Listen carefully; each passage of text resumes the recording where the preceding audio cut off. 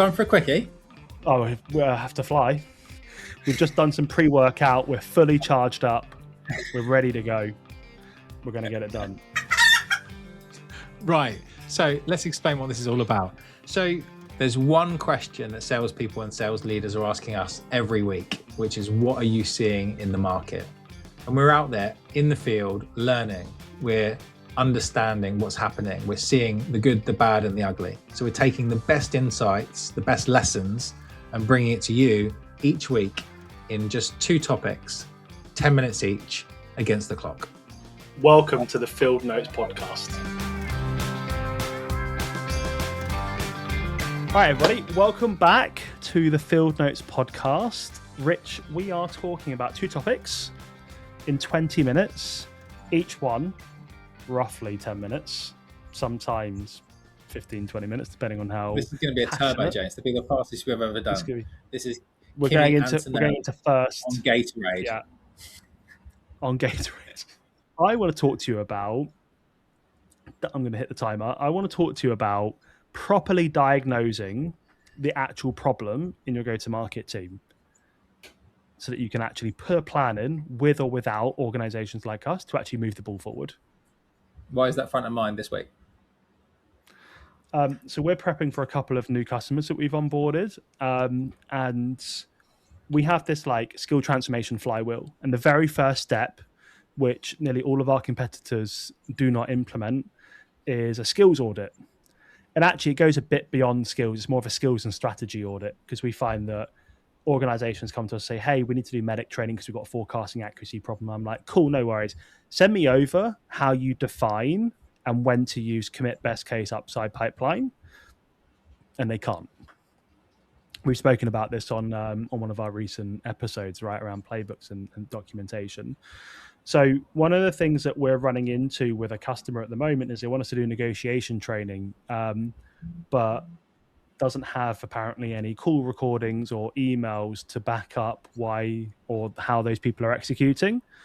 And obviously what we want to do is we want to make this not about the training, but about improving the quality of execution. So we want to see where they're dropping the ball so that we can bring the enablement and the training to life and say, hey, Rich, there's a deal in your pipeline right now called ABC Limited. After we reviewed the emails, the proposal meeting where you presented the cost justification and asked for the order, these are the things that we feel like let you down. So what we'd love to do today in this training session is use that opportunity as an example to bring this to life, and then break out into groups for role plays and exercises so we can immediately start to implement this training, start to drive the needle, move the ball forward, right? Well, when you don't have that, you're just going in going, well, I have your context around what you sell, who you sell it to, that kind of stuff, but I've got no context as to really where the guys are really struggling. So I'm just going to do generic training, and then it misses the mark. And unfortunately, people like us then get blamed. Oh, that wasn't effective, right? That didn't move the needle. That didn't do what we hoped it to do. So if you're listening to this, you have to think, you can't just be like, oh, my gut's telling me we need to do MEDDIC training or cold call training. Actually, you need to know how to diagnose what's actually causing the problem to exist. We do this through the sales motion, right? When we're selling HR software, cybersecurity, recruitment, whatever it is that we're selling, sales training, we need to use what we call PRI. It's our framework. What's your problem? Great. What's the root cause of that problem? That's the thing that we solve for. And then how do we know that's so important? Business impact. And can we quantify that, right?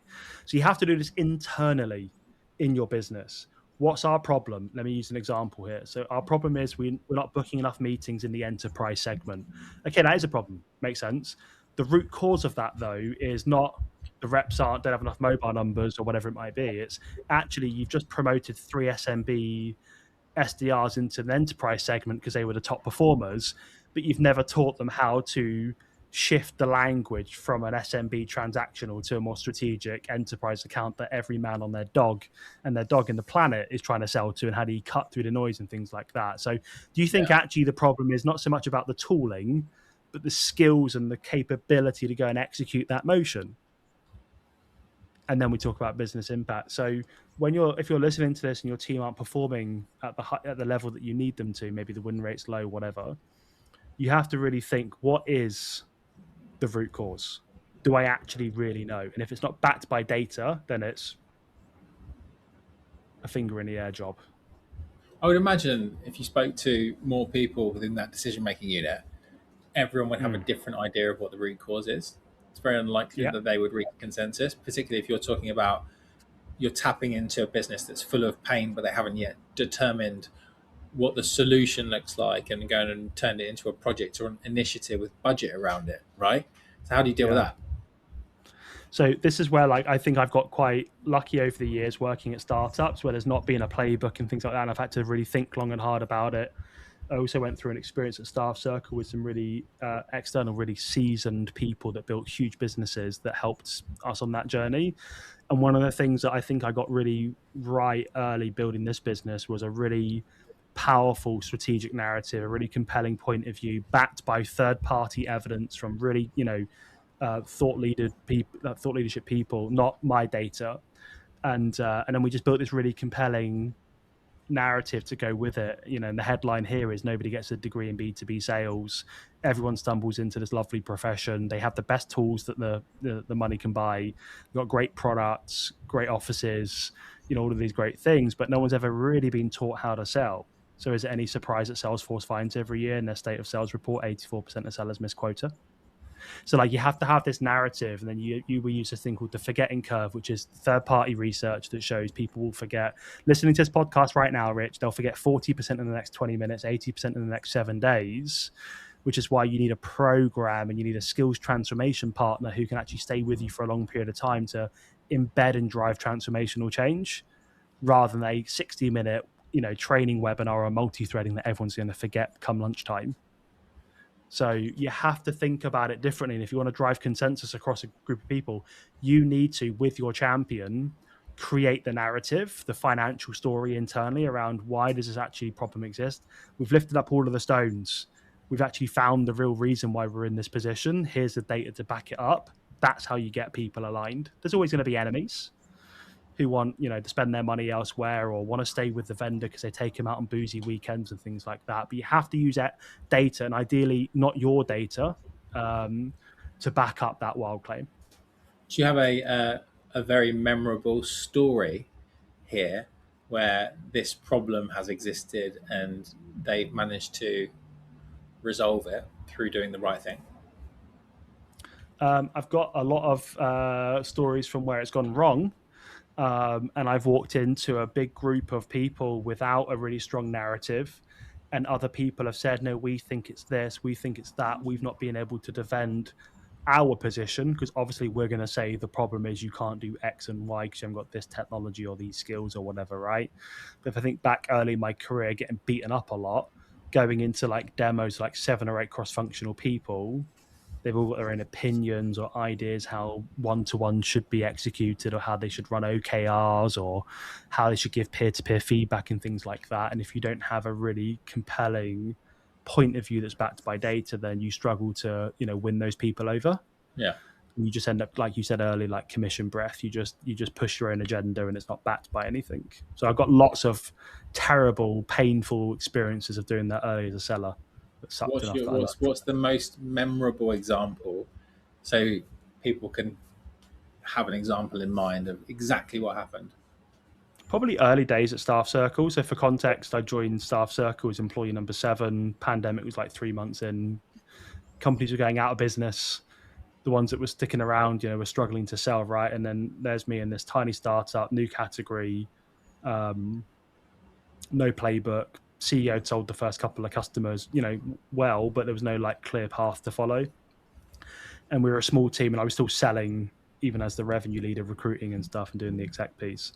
And I remember burning so much time on this really big account, huge organization, and they were like acquiring companies left, right, and center. Anyway, we lost the deal. I'll kind of share a bit more detail in a second. We lost the deal. But because I exited it really professionally, we actually won it 9 months later when they just got through some of the other competing initiatives, which is one of the reasons why we lost the deal. And we got up on a 5-year contract 9 months later, which was awesome. So there's a message there. If you're going to lose something, lose it professionally. Don't be a dick about it. It sucks losing deals, but if you lose them professionally, people remember how you left the conversation as a dick or as a professional, as an expert, as a trusted advisor. But the pain, for sure, we went through demo after demo. They had a global team, so I was doing demos at stupid early in the morning for Australia, late at night for different regions, like in the US on the West Coast.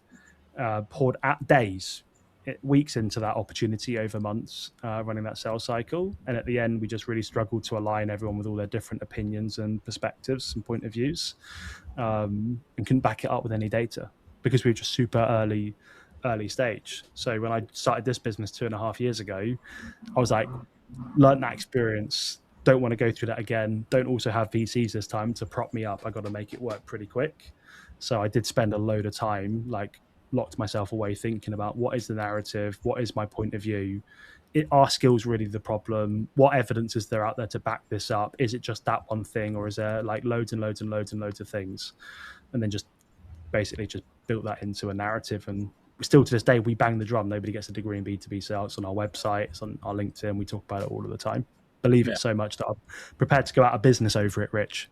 I think that's the problem, is you have to believe the point of view on the root cause so much with evidence. If you don't, it'll never come across in a passionate, compelling way that people just then feel uncomfortable making that, taking that risk, investing in you. Yeah. Nice. Yeah. Nice. So thanks for that. Thanks for bringing that one back up. I'm definitely going to have to turn to the Scotch tonight after reliving that painful experience of losing time that I never had. But then remember 9 months in the future where you won it and have an Aperol. Yeah. But I'll just double park. Aperol chaser. The dream. So that is bang on 10 minutes. Nice. We're actually getting really good at this, We're actually getting good at nailing the 10 minutes. Our one listener is just like, he's stuck. His phone's stuck. He can't change channel. It's like, damn these guys. Yeah, it helps when you use the timer, right? So, yeah, nice. And so with that in mind, my good friend, what is your topic? I want to talk about the English dream, the American dream, and what it takes to be a dream manager. Interested to hear where we go with this. Your 10 minutes starts now.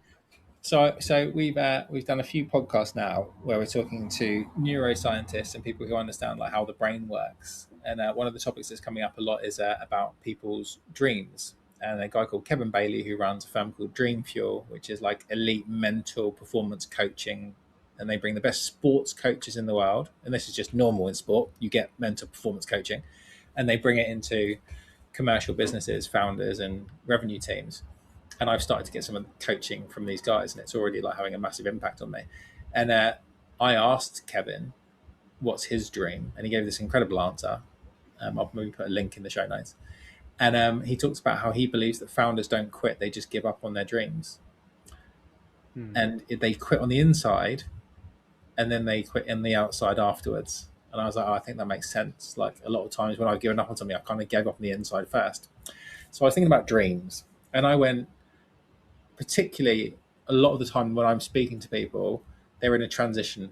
They're either unhappy in a role, or there's some sort of niggle there and they're not really sure if the future is aligned with where they're trying to go, or they've been riffed and they're out of work. Maybe they've been looking for 6 months or longer and they're really like demoralized.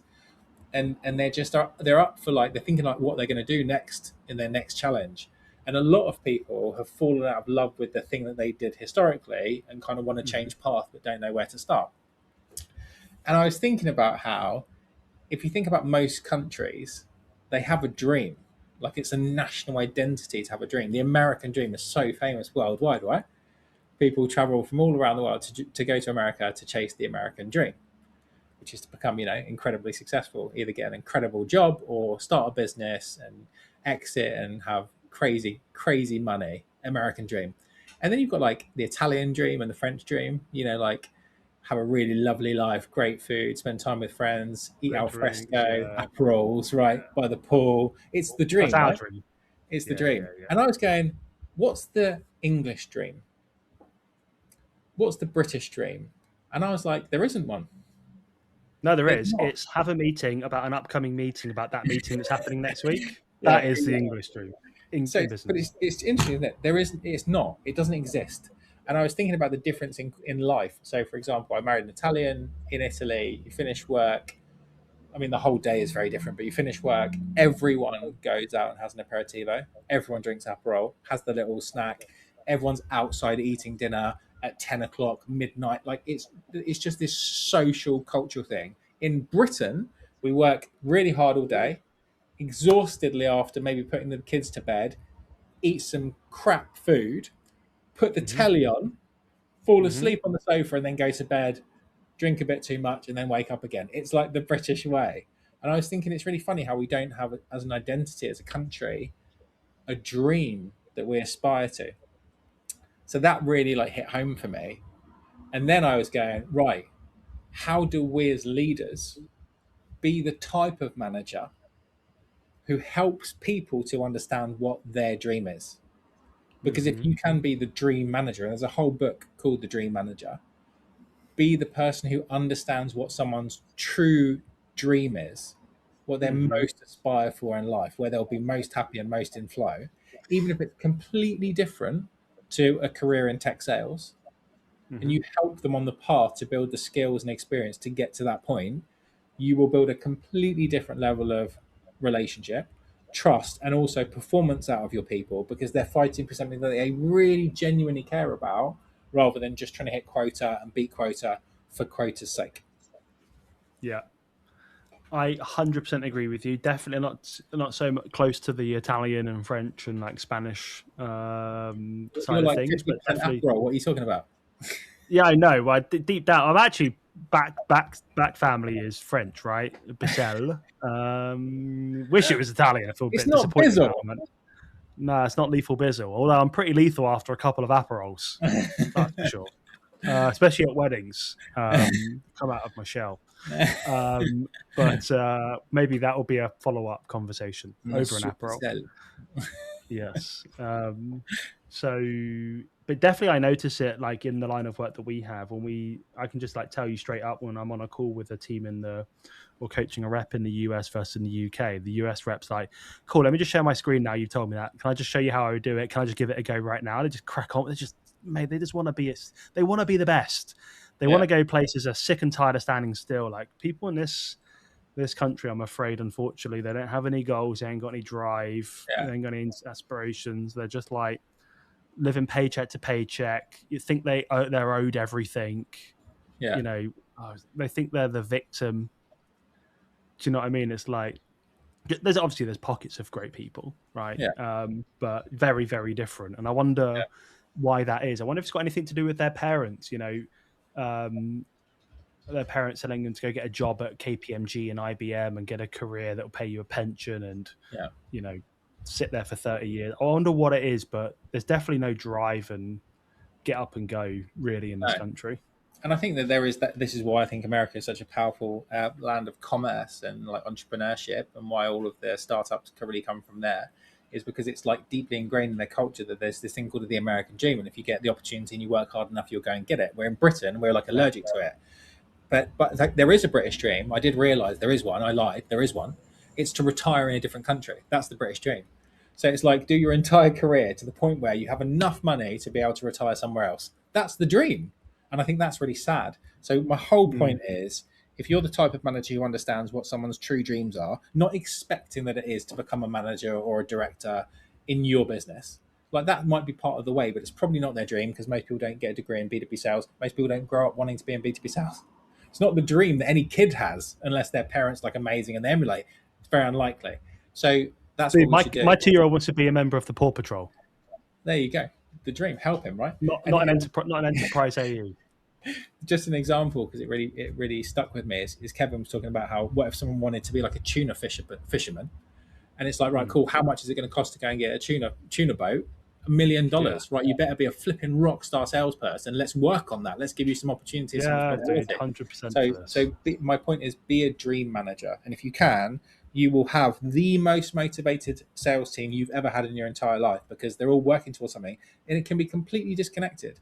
And make that safe that people talk about their dreams outside, because for me, it's unspoken that we're allowed to have dreams of being entrepreneurs and businesses outside of B2B tech, when ultimately all we're really doing is looking to chase freedom. And that dream of moving to Italy or France and retiring somewhere else in the sun is just that we dream of a bit of freedom, and we can give people that in their life by helping them to unlock their truest dreams. Well, isn't it funny that it all comes back to like genuine curiosity, discovery, being really intimate with your people and understanding their needs, wants, and desires. Yeah. If you think for any second that the person wants to be at your company until they retire, it's extremely unlikely these days. I was listening to a chief HR officer a few years ago on a podcast, and she said the data is telling us that the new generation coming through will have between 17 and 21 jobs in their career. Sure. They won't stay at a company for 30 years. She said, stop trying to retain everybody. You're going to have them for like 18 to 24 months. Get the most out of them. Get them highly productive straight away through really good onboarding, and then make them feel amazing and fully trained and coached so that they execute the highest level. So when they leave, they tell all their friends how great it is to work so they can advocate for you. But also you get the most out of them. You know, and it's about really understanding where does that one person want to go. And like you said, dude, that's fucking awesome. Let me help you get that. I'd love you to get that boat so you can go and, you know, catch tuna every day. You better send me some good tuna. Exactly. And what a better conversation to have belly to belly with your reps, right? While having some tuna and an Aperol. There you go. There you go. James, I have to run. I'm late for a call where I'm going to help someone go and achieve their dream. Fantastic. Well, you go do that, my brother, and I will see you and everybody else on the next episode of the Field Notes podcast. See you later. Ciao for now. Bye-bye.